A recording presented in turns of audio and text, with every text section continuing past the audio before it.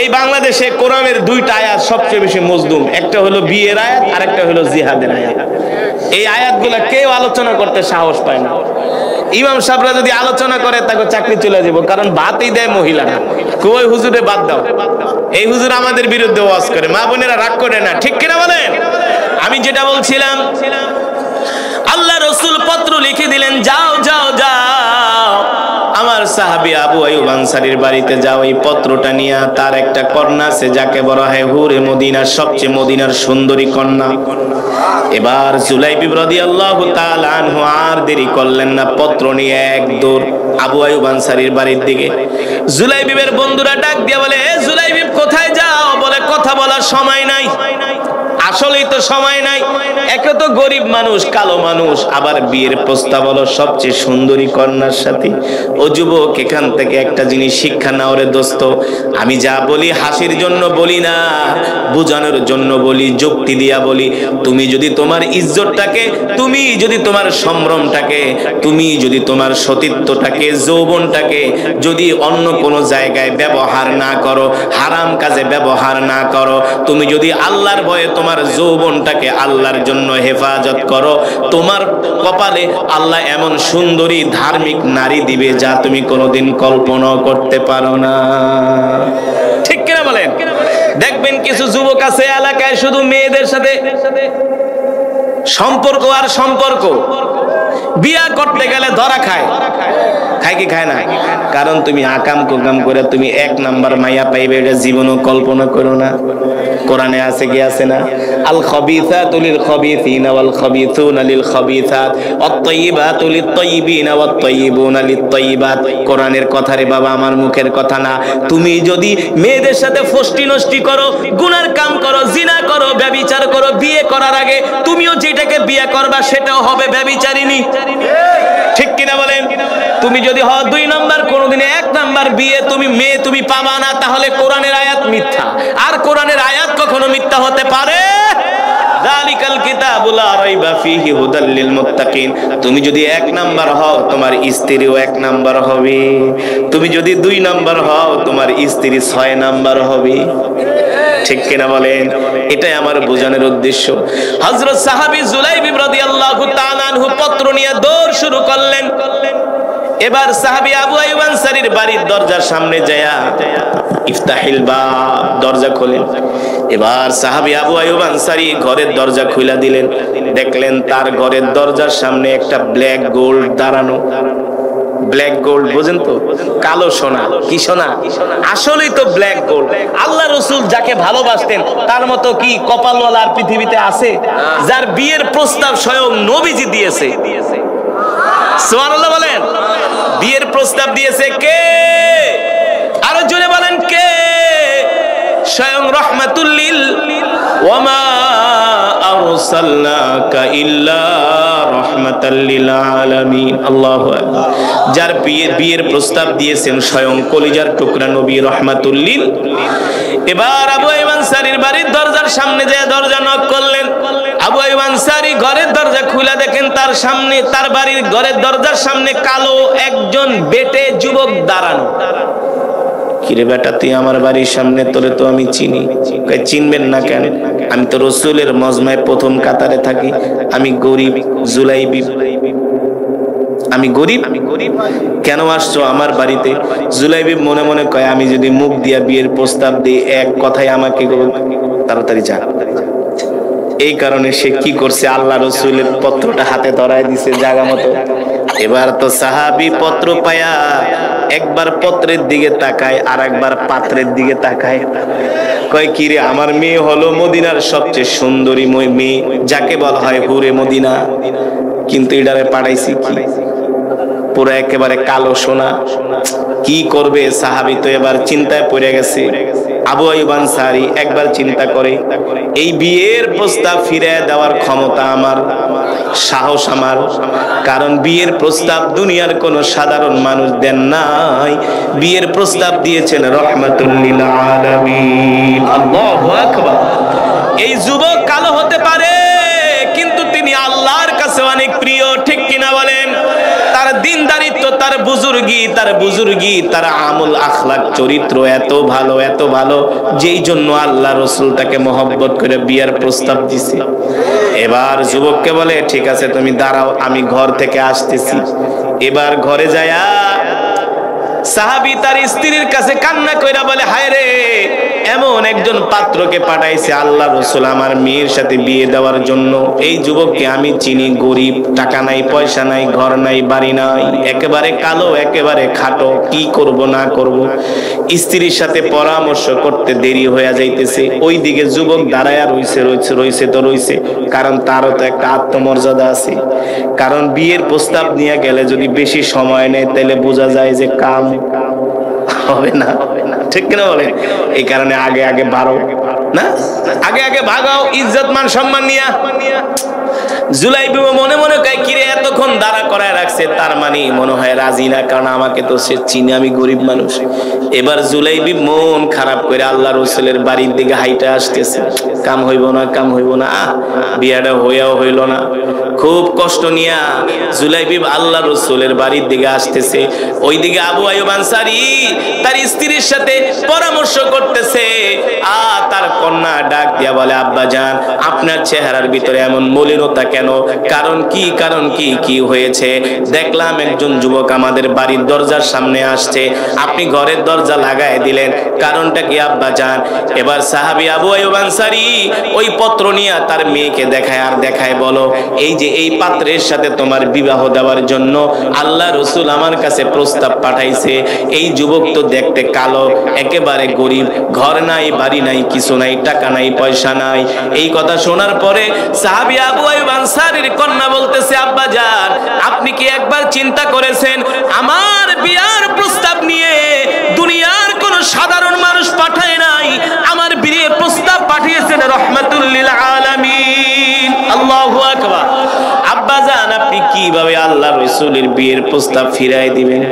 এটা কোনোভাবেই সম্ভব না।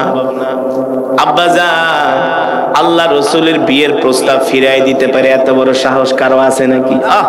তিনি তো রাহমাতুল লিল। আল্লাহ রাসূল যেহেতু আমার বিয়ের প্রস্তাব দিয়েছেন, নিশ্চয়ই এই বিয়ের মধ্যে মঙ্গল আছে। যেমন বাবা তেমন কন্যা। আরে গাছ ভালো হইলে তো ফল ভালো হয়। এই সমাজের ভিতরে কিছু মহিলা আছে যারা দাড়িওয়ালা পুরুষকে পছন্দ করে না, আছে না? ওরা পছন্দ করে টাইওয়ালা, হাফ প্যান্টওয়ালা, না এমন প্যান্ট পরে অর্ধেক খুইল্লা থাকে। সদরঘাট আর গাবতলী দেখা যায় ওদেরকে পছন্দ করে, ঠিক কিনা বলে? দাড়িওয়ালা পুরুষ পছন্দ করে না। আমি বলি যে মহিলা দাড়িওয়ালা পুরুষ পছন্দ করে না ওই মহিলার সাথে সংসার করাও জায়েজ না। কারণ যে আমার রাসূলের সুন্নতকে অবজ্ঞা করবে তার ঈমান থাকে না, ঠিক কিনা বলে? সাহাবীও যেমন তার কন্যাও তেমন। বলে আব্বা জান একবার কি চিন্তা করেছেন আমার বিয়ের প্রস্তাব নিয়ে দুনিয়ার কোন সাধারণ মানুষ পাঠায় নাই, আমার বিয়ের প্রস্তাব নিয়ে পাঠিয়েছেন রাহমাতুল লিল আলামিন। আব্বা জান এই বিয়ের প্রস্তাব ফিরিয়ে দেওয়া যাবে না, তাড়াতাড়ি যুবককে ডাক দেন, শুধু আমি তার সাথে বিবাহ বন্ধনে আবদ্ধই হব না, আমি ওই যুবকের খেদমত করতে করতে আমি আমার জীবনটাকে কোরবানি করে দিব। কপাল খুলে গেছে, ঠিক কিনা বলে? ওই সাহাবীর কপাল খুলে গেছে। এবার ডাক দিছে আবু আইয়ুব আনসারী, তাআলা ইয়া শাবাব, এ যুবক আয়, যাইস না। সে তো মন খারাপ করে হাঁটা শুরু করছে।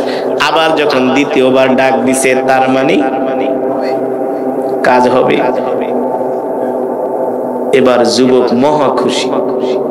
আবু আইয়ুব আনসারী বলে যাও, তোমার সাথে আমি আমার সুন্দরী কন্যাকে বিয়ে দেওয়ার জন্য রাজি হয়ে গেছি। এখন কি খুশির কোনো শেষ আছে? এই প্রস্তাব শোনার পরে সাহাবী এত খুশি হয়েছে, এক দৌড় মারছে আল্লাহ রাসূলের বাড়ির দিকে। এবার আল্লাহ রাসূলের বাড়িতে আসার পরে বলতেছে ওগো নবীজি বিয়ে তো রাজি। আল্লাহ রাসূল কয় বিয়ে রাজি কে করে কাজী, যাও বিয়ে করো। বিয়ে যে করুন পয়সা পাতি নাই, গরিব মানুষ, ঘরই নেই, বাড়ি নাই, পানি খাওয়ার গ্লাস নাই, আর সে বিয়ের বাজার করবো কি দিয়ে? টাকা আছে কিন্তু ব্যবস্থা করার মালিক। জোরে বলেন। দেখেন যে তাকওয়াবান হয়, পরহেজগার হয়, আল্লাহ তাআলা তাকে কিভাবে সাহায্য করে। দুনিয়ার মানুষ সাহায্য না করলে কে করে?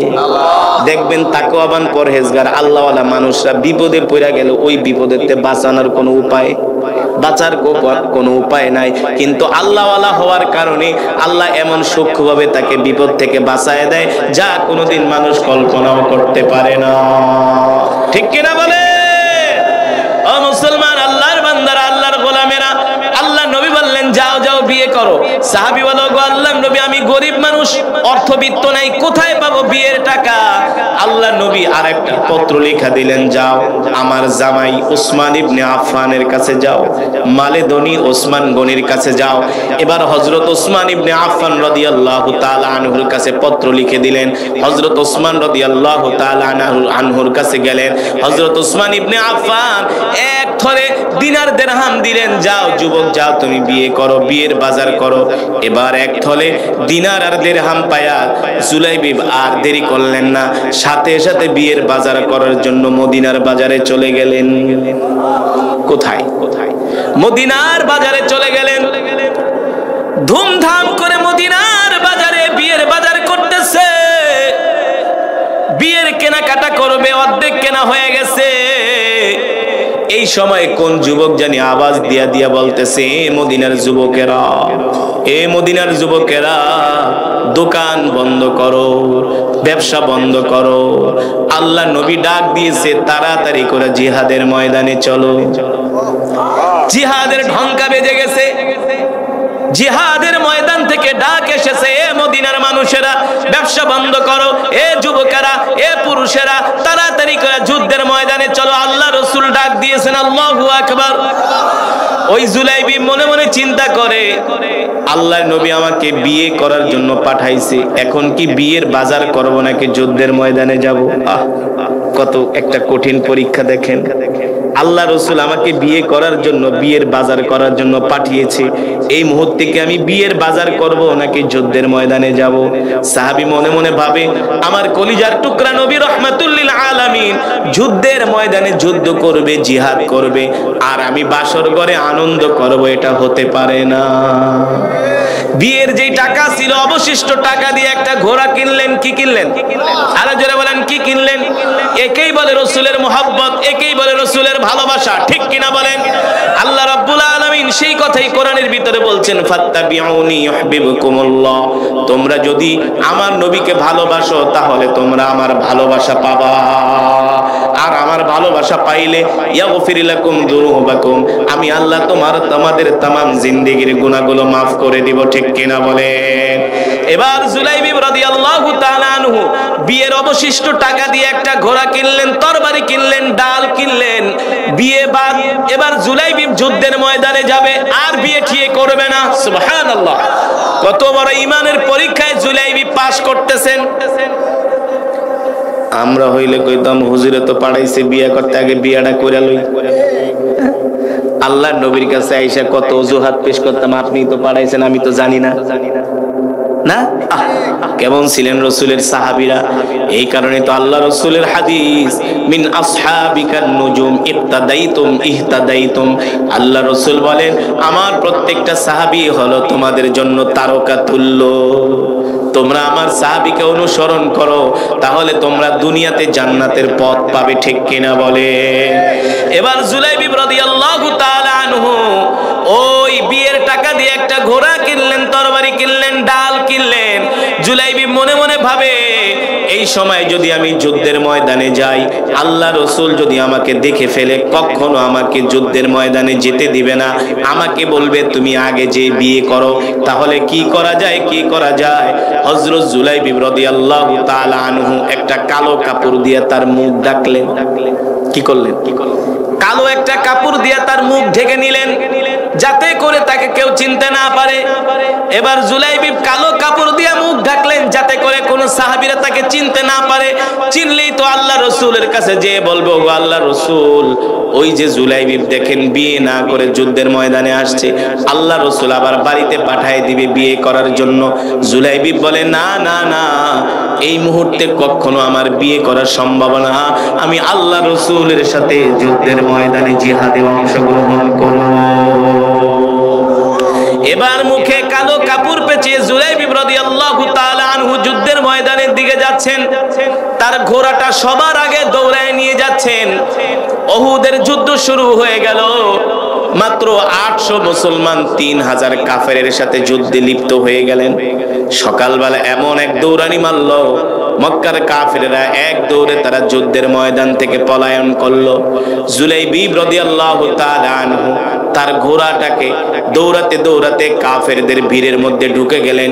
জুলাইবিব তার তরবারি দিয়া কয়েকজন কাফেরের কল্লাকে দুনিয়ার জমিন থেকে বিদায় করে দিয়ে জাহান্নামে পাঠিয়ে দিলেন। আল্লাহু আকবার। কয়েকজন কাফেরের কল্লা দেহ থেকে বিচ্ছিন্ন করে দিলেন। বাজ পাখির মতো উড়ে উড়ে জুলাইবিব কাফেরদেরকে হত্যা করতেছে। বাজ পাখির মতো উড়ে উড়ে, ছোট মানুষ বোঝা যায় না, আস্তে করে যায়, তরবারি দিয়ে আঘাত করে, কাফেরদের কল্লার দেহর সাথে থাকে না। আল্লাহু আকবার। কাফেররা ভয় পেয়ে গেলেন, কি রে এত বড় সাহস, দুর্বার গতিতে আমাদের তাঁবুর মধ্যে এসে কে তরবারি চালায়, কে আমাদেরকে হত্যা করে। চতুর্দিক থেকে কাফেররা জুলাইবিবকে বেষ্টন করে ধরলেন, জুলাইবিবকে হত্যা করার জন্য। এক পর্যায়ে জুলাইবিব যুদ্ধ করতে করতে জিহাদের ময়দানে শহীদ হয়ে গেলে। যুদ্ধ থেমে গেল। আল্লাহ রাসূল বললেন, এই সাহাবীরা যাও, আমার কোন কোন সাহাবী যুদ্ধের ময়দানে শহীদ হয়েছে তাদের লাশগুলো আমার কাছে নিয়ে এসো। তাদের লাশগুলো, সবার লাশগুলো সংগ্রহ করে করে আল্লাহ রাসূলের সামনে আনা হলো। সবার লাশ আল্লাহ রাসূল এক এক করে দেখছেন। দেখে একটা লাশ, মুখে কালো কাপড় পেঁচানো, কাফেরদের তাঁবুর পাশে একটা লাশ পড়ে আছে, কিন্তু মুখে কালো কাপড় থাকার কারণে তাকে শনাক্ত করা যাচ্ছে না, চিনা যাচ্ছে না। সাহাবীরা আল্লাহ রাসূলকে এসে বললেন, ওগো নবীজি, কাফেরদের তাঁবুর কাছে একটা লাশ পড়ে আছে, মুখে কালো কাপড় পেঁচানো, দেহটা দেখতে ছোট মনে হয়। আল্লাহ রাসূল বলে, বলো কি? আমি তো দেখতে ছোট মনে হলে তো এটা তো হতে পারে আমার জুলাইবিব। সুবহানাল্লাহ, এটা তো হতে পারে আমার জুলাইবিব। যাও, লাশটাকে ভালো করে শনাক্ত করো। একদল সাহাবী গেলেন, যে দেখলেন জুলাইবিবের লাশটা উহুদের ময়দানে পড়ে আছে। জুলাইবিবের শরীর থেকে ঝরঝর করে রক্ত ঝরতেছে। জুলাইবিব রাদিয়াল্লাহু তাআলা আনহু আল্লাহ রাসূলের ভালোবাসায় বিয়ে না করে যুদ্ধের ময়দানে এসে শহীদ হয়ে গেছে। আল্লাহু আকবার। সাহাবীরা তার মুখের কালো কাপড় সরানোর পরে দেখে জুলাইবিব যুদ্ধের ময়দানে তার নিথর দেহটা পড়ে আছে। সাহাবীরা কান্না করে দিলেন, ও আমাদের ভাই জুলাইবিব শহীদ হয়ে গেছে। আল্লাহ রাসূলকে যে বললেন, গো আল্লাহর নবী, ওই লাশ তো আর কারো নয়, ওই লাশ তো আমাদের ভাই জুলাইবিবের। আল্লাহ রাসূল বলে, কি বলো? যাও যাও, তাড়াতাড়ি করে জুলাইবিবের লাশটা আমার কাছে নিয়ে আসো। আল্লাহু আকবার। জুলাইবিবের লাশটা আল্লাহ রাসূলের কাছে আনা হলো। আল্লাহ রাসূল জুলাইবিবের লাশটা, তার মাথাটা আল্লাহ রাসূলের কোলের ভিতরে নিলেন, নিয়ে কালো কাপড় সরিয়ে আল্লাহ রাসূল জুলাইবিবকে আদর করতেছেন আর বলতেছেন, এ জুলাইবিব, তোমাকে আমি বিয়ে করার জন্য পাঠিয়েছিলাম। তুমি আমার মহব্বতে, আল্লাহ তাআলা আল্লাহ রাসূলের মহব্বতে তুমি বিয়ে করতে যাও নাই, বিয়ে করো নাই। বিয়ের বাজারের অর্থ দিয়া ডাল কিনে, ঘোড়া কিনে, তরবারি কিনে তুমি যুদ্ধের ময়দানে এসে শহীদ হয়ে গিয়েছো। জোরে বলেন সুবহানাল্লাহ। আল্লাহর নবী রাহমাতুল লিল আলামিন জুলাইবিবের লাশটা দেখতেছেন আর কান্না করতেছেন। আল্লাহর নবী জুলাইবিবকে আদর করতেছেন আর কান্না করতেছেন। হঠাৎ করে আল্লাহর নবী আসমানের দিকে তাকায় আর জমিনের দিকে তাকায়। আল্লাহর নবী মুস্কি মুস্কি হাসতেছে। সুবহানাল্লাহ বলেন। আল্লাহ রাসূল মুস্কি মুস্কি হাসতেছে। সাহাবায়ে কেরাম প্রশ্ন করলেন, ওগো নবীজি, দেখি আপনি মাঝে মাঝে মুস্কি মুস্কি হাসেন, আসমানের দিকে তাকান আবার জমিনের দিকে তাকান, কারণ কি? আল্লাহ রাসূল বলে, সাহাবীরা রে, আমার এই সাহাবী জুলাইবিবকে আমি বিয়ে করার জন্য পাঠিয়েছিলাম। আমার পাগল সাহাবী, আমার মহব্বতের সাহাবী বিয়ে না করে আমার সাহাবী যুদ্ধের ময়দানে এসে আমার মহব্বতে আল্লাহ তাআলাকে সন্তুষ্ট করার জন্য শহীদ হয়ে গেছে। দেখো আমার জুলাইবিবের লাশের অবস্থা। আমার জুলাইবিব বিয়ে করে নাই, আল্লাহ রাসূলের মহব্বতে যুদ্ধের ময়দানে এসে শহীদ হয়ে গিয়েছে। এই কারণে জান্নাত থেকে একদল হুর জমিনে নেমে আসছে। আল্লাহু আল্লাহু আকবার। আর হুরেরা এসে বলতেছে, গো আল্লাহর নবী, জুলাইবিবের লাশটা আমাদের কাছে দিয়ে দেন, আমরা তাকে জান্নাতে নিয়ে যাই, জান্নাতের পানি দিয়া জুলাইবিবকে আমরা গোসল করাবো। আল্লাহু আকবার। ও মুসলমান, আল্লাহর নবী বলেন, যারা যুদ্ধের ময়দানে শহীদ হয়ে যায় তাদের লাশগুলো হুরেরা টানাটানি করা শুরু করে দেয়। নিজেকে আবার রাসূলের আশিক দাবি করে, অথচ রাসূলের সাহাবীরা কেমন ছিলেন? আল্লাহ রাব্বুল আলামিন কোরআনুল কারীমের মধ্যে সে কথাই বলছেন, কুল ইন কুনতুম তুহিব্বুনাল্লাহ ফাত্তাবিউনি ইউহিব্বুকুমুল্লাহ ওয়া ইয়াগফির লাকুম যুনুবাকুম ওয়াল্লাহু গফুরুর রহিম। আল্লাহ রাব্বুল আলামিন বলেন, নবী, ততক্ষণ পর্যন্ত তারা মুমিন হতে পারবে না যতক্ষণ পর্যন্ত আল্লাহর রাসূলকে ভালো না বাসবে। ঠিক কিনা বলে? আল্লাহ রাব্বুল আলামিন বলেন, এ দুনিয়ার মানুষ, ততক্ষণ পর্যন্ত তোমরা মুমিন হতে পারবে না যতক্ষণ পর্যন্ত না তোমরা তোমাদের নবীকে ভালোবাসো। ঠিক কিনা বলেন? অন্য আয়াতে আল্লাহ তাআলা বলছেন, লাকাদ জাআকুম রাসূলুম মিন আনফুসিকুম আজিজুন আলাইহি মা আনিতুম হারিসুন আলাইকুম বিল মুমিনিনা রাউফুর রহিম ফাইন তাওয়াল্লাউ ফাকুল হাসবিয়াল্লাহু লা ইলাহা ইল্লা হু আলাইহি তাওয়াক্কালতু ওয়া হুয়া রাব্বুল আরশিল আযীম। আল্লাহ রাব্বুল আলামিন বলেন, নবী, দুনিয়ার মানুষদেরকে বলে দেন, আমি আল্লাহ তোমাদের মধ্য থেকে তোমাদের জন্য এমন একজন নবী পাঠাইছি যেই নবী কিনা তার জীবনের চেয়ে উম্মতকে ভালোবাসে। জোরে বলেন আল্লাহু আকবার। আল্লাহর নবী আমাদেরকে ভালোবাসে কি বাসে না? কিন্তু আমরা সেই নবীকে মুখে মুখে ভালোবাসি, অন্তর দিয়া ভালোবাসতে পারি না। ঠিক কিনা বলেন? আমরা নিজেরা নিজেকে আশিক রাসূল দাবি করে, কিন্তু রাসূলের সুন্নাত আমাদের মাঝে নাই। আল্লাহর নবী কোনোদিন নামাজ ছেড়ে দেয় নাই, কিন্তু আমাদের সমাজে এমনও আশিক রাসূল মুসলমান আছে, নবীর নামে জিলাপি খায় কিন্তু নামাজ এক ওয়াক্ত পড়ে না। আছে কি আছে না? নাই। কিন্তু রাসূলের আশিক সাহাবীরা কেমন ছিলেন? ও মুসলমান, সিরাতের কিতাবের মধ্যে আসছে, রাসূলের একজন সাহাবী ছিল যার নাম হলো জুলাইবিব। নাম কি? যার নাম হলো জুলাইবিব রাদিয়াল্লাহু তাআলা আনহু। এই জুলাইবিব দেখতে ছিলেন একেবারে কালো, কবিহ, দেখতে ছিলেন একেবারে সাগীর, একেবারে ছোট, বেটে টাইপের মানুষ দেখছেন না? বেটে টাইপের, মাত্র 1.5-2 হাত লম্বা, 3 হাত লম্বা, 1.5-2-3 হাত লম্বা, একেবারে কালো। একে তো গরিব, দ্বিতীয়ত কালো, একেবারে নিঃস্ব। জুলাইবিবের কোনো ঘর নাই, বাড়ি নাই। জুলাইবিবের যখন রাত্রবেলা ঘুম আসে, মসজিদে নববীর সিঁড়ির মধ্যে মাথার নিচে পাথর দিয়া ঘুমায় যায়। জুলাইবিবের কোনো ঘর নাই। জুলাইবিবের যখন পানির পিপাসা লাগে, হাতের তালুতে পানি নিয়ে জুলাইবিব পানি পান করে। পানি খাওয়ার মতো একটা পাত্র জুলাইবিবের কাছে নাই। এবার বোঝেন কেমন গরিব ছিলেন জুলাইবিব।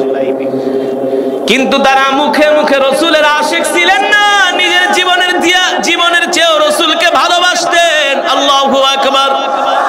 এই জুলাইবিব রাদিয়াল্লাহু তাআলা আনহু সব সময় আল্লাহ রাসূলের মজমায় এসে পড়ে থাকতেন, সব সময়। অনেক সময় জুলাইবিবের খাউন পাইলে খেতেন, না পেলে না খেয়ে থাকতেন। এত নিঃস্ব গরিব ছিলেন জুলাইবিব।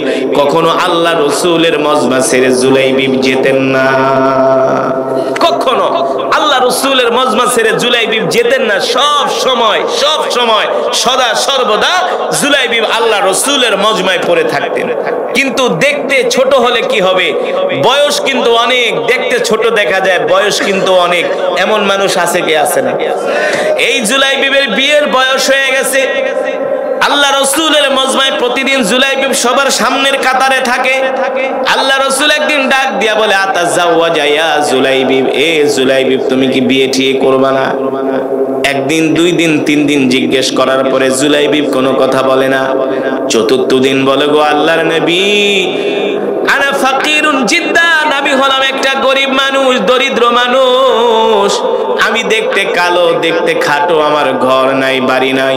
ওগো আল্লাহর নবী, মদিনার এমন কোন মানুষ আছে যার কন্যাটা জুলাইবিবের কাছে বিবাহ দিবে?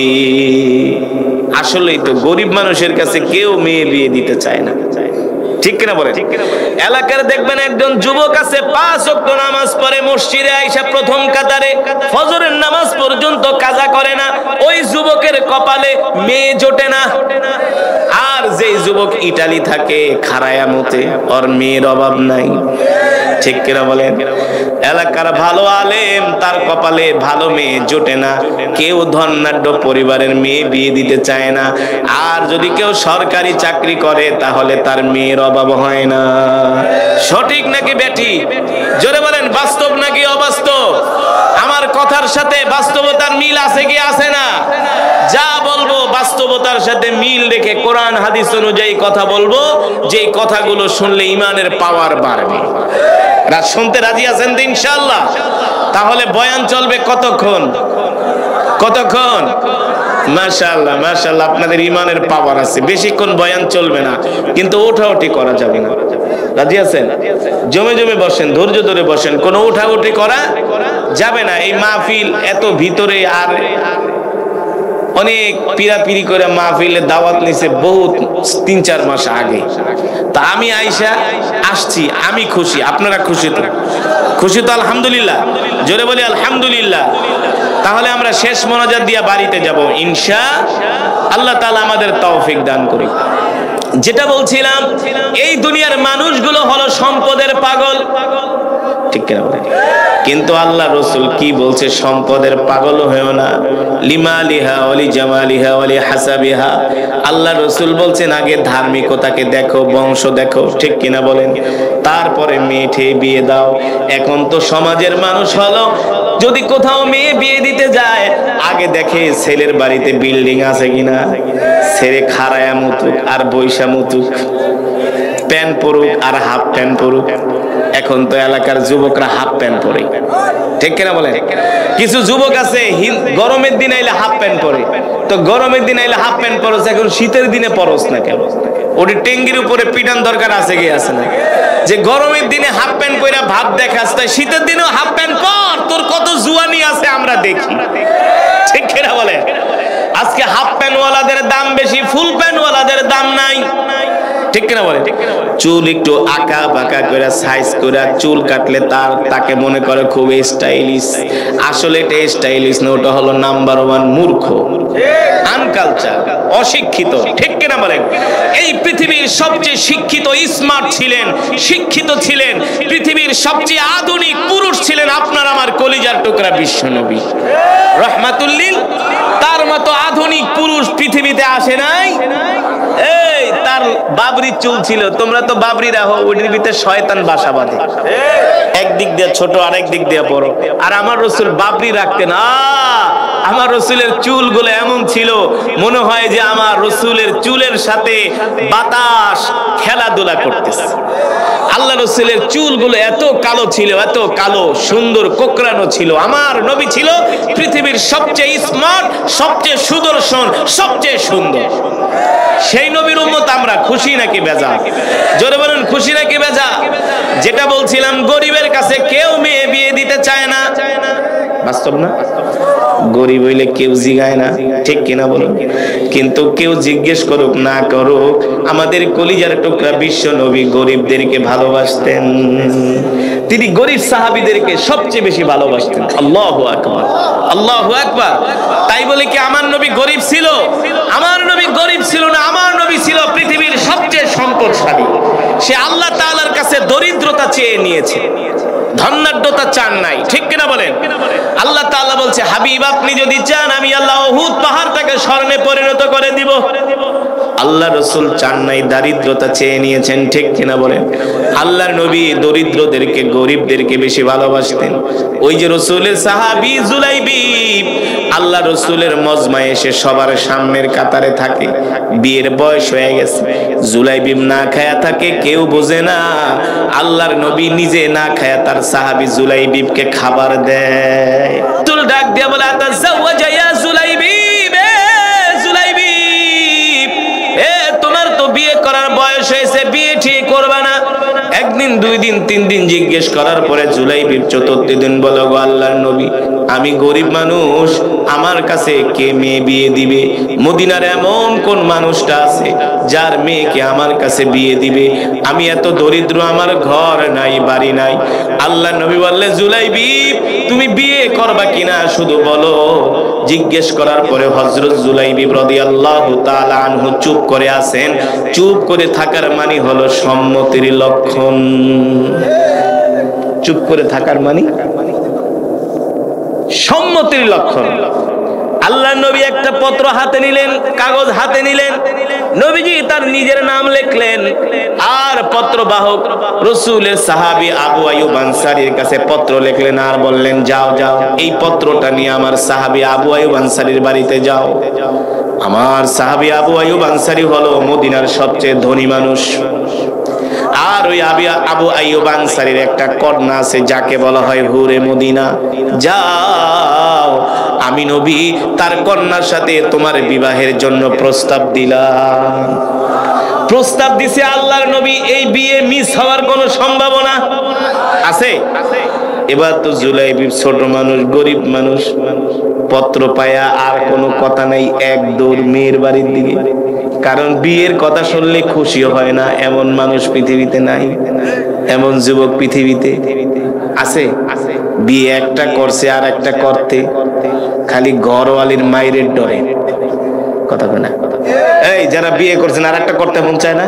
সত্যি করে যদি করতে মন না চায়, এই যে চাচা গেছে চায়, করতে মন চায়, কিন্তু চাইলে কি হবে? মাগার মায়ের তো একটাও মাটিতে পড়বে না। ঠিক কিনা বলেন? মাসনা ওয়া সুলাসা ওয়া রুবা। আল্লাহ তাআলা বলছে মাসনা করো, সুলাসা করো, রুবা করো, 4টা পর্যন্ত বিয়ার অনুমতি আছে। যাক, বেশি কইলে আবার মা বোনেরা আমার উপর খেপবো, কিন্তু খেপলে খেপো, কোরআনের কথা তো বলতেই হবে। আমি উদাহরণ দিচ্ছি, ঠিক কিনা বলেন? ম্যাক্সিমাম মুসলমান নামাজ পড়ে না এই সমাজের মধ্যে। মসজিদে মুসল্লি পাওয়া যায় না, কিন্তু চায়ের দোকানে মানুষের অভাব হয় না। হ্যাঁ, রাগ করতেছেন? তাহলে আজকের পরে নামাজ পড়বেন তো? পড়বেন তো ইনশাআল্লাহ? নামাজ ছাড়বেন না তো? কে কে নামাজ পড়বেন হাত উঠে আল্লাহকে দেখান। লিল্লাহি তাকবীর, লিল্লাহি তাকবীর। বলেন ইয়া আল্লাহ, আরো জোরে বলুন ইয়া আল্লাহ।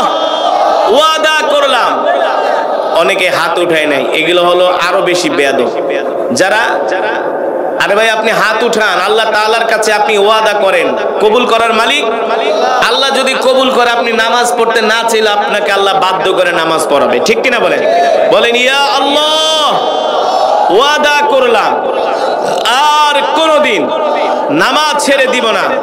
5 ওয়াক্ত নামাজ, জোরে বলেন 5 ওয়াক্ত নামাজ জামাতের সাথে আদায় করব ইনশাআল্লাহ। হাত্তামা নামাজ পড়বেন তো? মসজিদে যায় জামাতের সাথে 5 ওয়াক্ত নামাজ আদায় করবেন, নিজে নামাজ পড়বেন, সন্তানদেরকে নামাজ পড়ার জন্য উৎসাহিত করবেন, ঘরওয়ালিদেরকে নামাজ পড়ার জন্য উৎসাহিত করবেন। যুবকরা, এক যুবক আর এক যুবক যেভাবে ফুটবল খেলা, ক্রিকেট খেলা, বাংলা সিনেমা, ফেসবুক চালানোর জন্য ডাকো, ঠিক এক দোস্ত আর এক দোস্তের ওইভাবে নামাজের জন্য ডাকবে। মান ইয়াহদিহিল্লাহু ফালা মুদিল্লা লাহু ওয়া মান ইউদ্লিলহু ফালা হাদিয়া লাহু ওয়া নাশহাদু আন লা ইলাহা ইল্লাল্লাহু ওয়াহদাহু লা শারীকা লাহু ونشهد أن سيدنا ومولانا محمدا عبده ورسوله الذي أرسله بالحق بشيرا ونذيرا وداعيا إلى الله بإذنه وسراجا منيرا أما بعد فأعوذ بالله من الشيطان الرجيم بسم الله الرحمن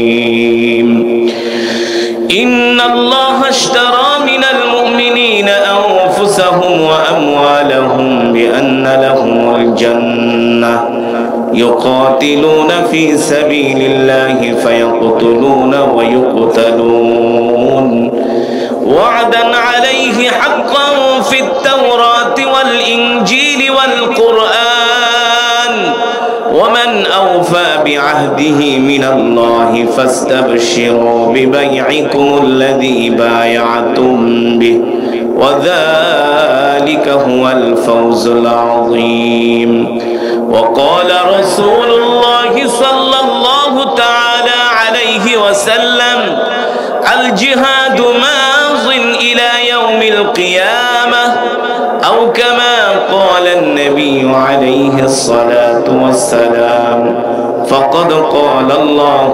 تبارك وتعالى في شان حبيبه ومحبوبه مخبرا وآمرا إن الله وملائكته يصلون على النبي يا أيها الذين آمنوا صلوا عليه وسلموا تسليما محبة درود الشريف পড়ি درود إبراهيم اللهم صل على محمد وعلى آل محمد كما صليت على إبراهيم وعلى آل إبراهيم إنك حميد مجيد ভাই দুরূদ পড়তে কি কষ্ট হয়?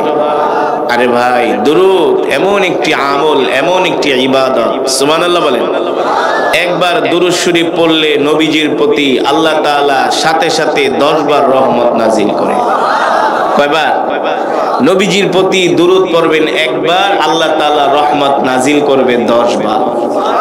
শুধু কি এখানেই শেষ না, আল্লাহ রসুলের প্রতি একবার দুরূদ পড়লে আল্লাহ তাআলা সাথে সাথে 10টা গুনাহ মাফ করে দেয়। জান্নাতে যাওয়ার জন্য আল্লাহ তাআলা রাস্তা 10 কদম আগায় দেয়। আমরা জান্নাতে নবীজির সাথে থাকতে চাই কি চাই না? প্রিয় নবীজির সাথে আমরা জান্নাতে থাকতে চাই। আল্লাহ রসুল বলে, উম্মত যদি তোমরা আমার সাথে জান্নাতে থাকতে চাও তাহলে দুনিয়াতে বেশি বেশি করে আমার প্রতি দুরূদ পড়ো। তো দুরূদ পড়তে এত কৃপণতা কেন? আল্লাহ রসুল বলছেন সবচেয়ে বখিল কৃপণ ওই ব্যক্তি যে আল্লাহ রসুলের প্রতি দুরূদ পড়তে কৃপণতা করে। ঠিক না বলুন? আরে ভাই এই পৃথিবীর মালিক কে? আরো জোরে বলুন। আসমানের মালিক, জমিনের মালিক, একচ্ছত্র ক্ষমতার মালিক কে? আল্লাহ তাআলার কোন ইবাদত করার দরকার আছে? হ্যাঁ, নো। আমরাই তো তার ইবাদত করি, ঠিক কিনা বলেন? আল্লাহ তাআলা তো আমাদেরকে সৃষ্টি করেছেন তার ইবাদত করার জন্য। শুধু মানুষ না, মানুষ ছাড়া আল্লাহ তাআলা অগণিত মাখলুক সৃষ্টি করেছেন তার ইবাদতের জন্য, ঠিক কিনা ভাই? কিন্তু আল্লাহ নিজে বলছেন ইন্নাল্লাহু ওয়া মালাইকাতাহু ইউসাল্লুনা আলান নবী। নবী আপনার প্রতি দুরূদ শুধু মানুষ পড়ে না, ফেরেশতা কুল পড়ে না, তাম পৃথিবী পড়ে না, আমি আল্লাহও আপনার প্রতি দুরূদ পড়তে ভালোবাসি। যেই আসমানের মালিক, জমিনের মালিক রব তার হাবিবের প্রতি দুরূদ পড়তে ভালোবাসে, তো আমাদের কি উচিত? সারাদিন দুরূদ পড়া, ঠিক কিনা বলো? আপনারা দুরূদ পড়তে এত আলসামি করছেন কেন? এত কৃপণতা কেন করছেন? জোরে জোরে মুহাব্বতে দুরূদ পড়েন। আল্লাহুম্মা সাল্লি আলা মুহাম্মাদ ওয়া আলা আলি মুহাম্মাদ কামা সাল্লাইতা আলা ইব্রাহিম ওয়া আলা আলি ইব্রাহিম ইন্নাকা হামিদুম মাজিদ। আল্লাহুম্মা বারিক আলা মুহাম্মাদ ওয়া আলা আলি মুহাম্মাদ কামা বারাকতা আলা ইব্রাহিম ওয়া আলা আলি ইব্রাহিম ইন্নাকা হামিদুম। মাশাআল্লাহ। বালাগাল উলা বিকামালিহি কাশাফাদ দুজা বিজামালিহি হাসনাত জামিউ খিসালিহি সাল্লু আলাইহি रहे मेरे मस्कन हवालिए काबा बने मेरे मदफन दियारे मदीना बलगल उला बिकमालिही कशफत दुजा बिजमालिही हसनत जमीवा सल्लु अलैहि व आलिहि। जिक्र करी ला इलाहा इल्लल्लाह, ला इलाहा इल्लल्लाह, ला इलाहा, ला इलाहा इल्लल्लाह। आरो जोरे ला इलाहा इल्लल्लाह, ला इलाहा, ला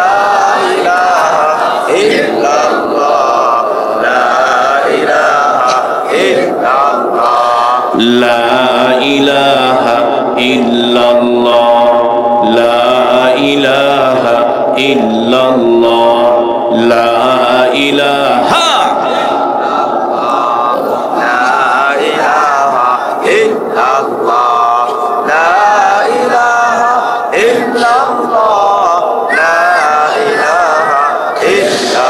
লা ইলাহা ইল্লাল্লাহু মুহাম্মাদুর রাসূলুল্লাহ। মুহাব্বতের সাথে পড়ি সাল্লাল্লাহু।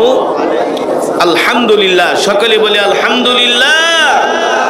দাঁড়িয়াকান্দি এলাকাবাসীর যুব সমাজের উদ্যোগে ওয়াজ দোয়ার মাহফিল, উক্ত মাহফিলের সভাপতি, প্রধান অতিথি, বিশেষ অতিথি হযরত উলামায়ে কেরাম, তালাবায়ে আযম, আমার কলিজার টুকরা যুবক বন্ধুরা, বৃদ্ধ বাবারা, পর্দার অন্তরালে সম্মানিত মা ও বোনেরা, সেই মহান আল্লাহ তাআলার দরবারে লাখো কোটি শুকর, যে মহান আল্লাহ সুবহানাহু ওয়া তাআলা আজকে আমাদেরকে এত সুন্দর কোরআন ও হাদিসের মাজমা, জান্নাতের বাগান, এই বাগানে আল্লাহ তাআলা আপনাকে আমাকে আসার বসার তৌফিক দিয়েছেন, সুযোগ করে দিয়েছেন। এই জন্য আমরা শুকরিয়াতান আদায় করি, বলি আলহামদুলিল্লাহ। আর ঈমানি আওয়াজ দিয়ে বলি আলহামদুলিল্লাহ। ইমানদার মুসলমান, সমস্ত প্রশংসা কার জন্য? আরো জোরে বলি কার জন্য? একমাত্র মহান রব্বুল আলামিনের জন্য, যিনি আমাদেরকে সৃষ্টি করেছেন, ঠিক কিনা বলেন?